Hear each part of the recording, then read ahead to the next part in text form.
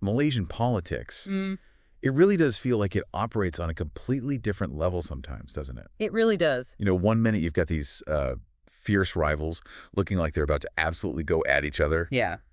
and the next, they're sitting side by side, all smiles. It's quite something. Mm-hmm. And we're seeing that very thing right now, aren't we, with this historic visit. Over 30 Democratic Action Party members of parliament heading over to the United Malays National Organization headquarters. Yeah, it's a All big right. deal. Officially, the reason given was a briefing, right? On technical and vocational education and training, TVET, Wow. by the Deputy Prime Minister, Adversaries Dr. Ahmad Zahid Hamidi. That was the official line, yeah. But it's just, well, it's fascinating, isn't it? Considering the decades of really intense, often quite bitter opposition between the Democratic Action Party and UMNO. Yeah, exactly. This isn't just some minor tweak. It feels like a seismic shift. And the public reaction, well, it's been incredibly strong and really divided.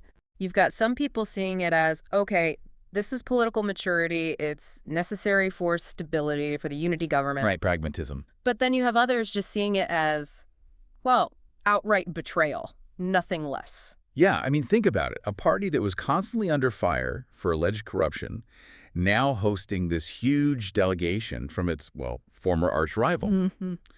It really makes you stop and think. So what do you, listening right now, make of this? Is this genuinely political maturity kicking in? Or is something else going on here entirely? This whole situation has definitely lit a fire under political commentators, especially the old guard, you could say. Oh, absolutely. Like the Democratic Action Party's own veteran leader, Teng Chan Kim. He was not holding back. No, he wasn't. Called the visit inappropriate, poorly handled, said some of the MPs were acting, what was the phrase? Immature to the point of being infatuated. Yeah, or like a spring-struck maiden. I mean, really colorful language. Very strong words, coming from within the DAP itself. And his points were quite specific, too. He wasn't just being emotional about it. He questioned, why send such a massive delegation? Over 30 MPs, almost two-thirds of their parliamentary group. For a TVET briefing. Exactly, for a TVT briefing. And why at UMNO headquarters? He asked, why not use a neutral place, like, say, the Deputy Prime Minister's office? Or Parliament House? That seems logical. And he made a really crucial point, arguing that cooperation should be coalition to coalition. So Pakatan Harapan, working with Barisan Nasional, not party to party, he felt this visit blurred those lines. Maintaining distinctions. Right. And then he threw down a bit of a challenge, didn't he? He said, okay, if this is really just about briefings, why hasn't the DIP made a similar big visit to Parti Keadilan Rakyat headquarters to meet the Prime Minister? Fair question. And it wasn't just DAP insiders sounding off. Garrican jumped in, too. They certainly did. Their Secretary General, Juan Jiazhen, was dripping with sarcasm. You could almost hear it. Yeah, congratulating the DAP, but pointing out the irony. Here's the DAP, with way more seats than UMNO currently, initiating this big visit to UMNO's home turf. Something Garrican, even at its strongest, never did. Ouch. He called it a crucial ice-breaking step and a historic first step in growing friendship.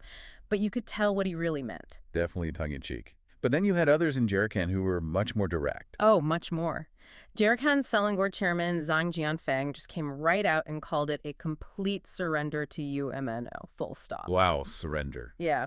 He basically accused the DIP of throwing away everything they supposedly stood for, their ideals, principles, struggles, all for a slice of political power. Strong accusation.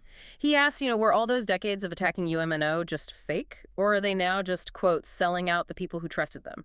So these are pretty powerful critiques from political figures, and it seems like the public picked up on this tension, too. Massively. The online reactions have been all over the place. You see real disgust, people calling it shameless. I saw comments like, voting for DAP is now voting for UMNO. Exactly. Or that old cynical line, all crows are black, voters are blind. Just complete disillusionment from some quarters. But not everyone hated it. No. You also had voices saying, look, this is a good start, maybe a necessary evil for the unity government to function. Pragmatism again. Right.